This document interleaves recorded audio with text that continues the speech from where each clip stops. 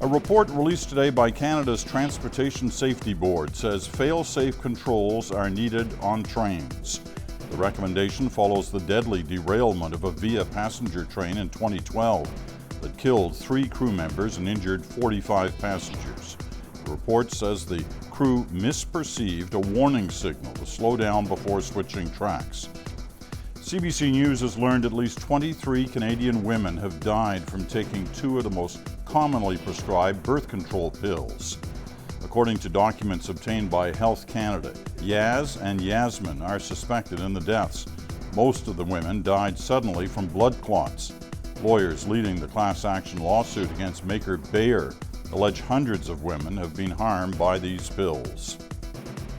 Prime Minister Harper boarded his newly painted plane today, taking off for Europe.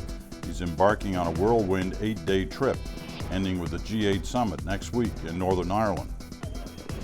Meanwhile, protesters took to the streets of London today ahead of next week's meeting. More than 100 riot police were deployed. There are reports of minor scuffles and few arrests. Security has been tightened at businesses, banks, and landmark sites in advance of the summit. And in Turkey, hundreds of riot police fired water cannons, tear gas, and rubber bullets today at protesters. Police stormed the Istanbul square that's been the center of anti-government demonstrations for almost 2 weeks. Protesters fled into a neighboring park where hundreds of demonstrators have been camping out.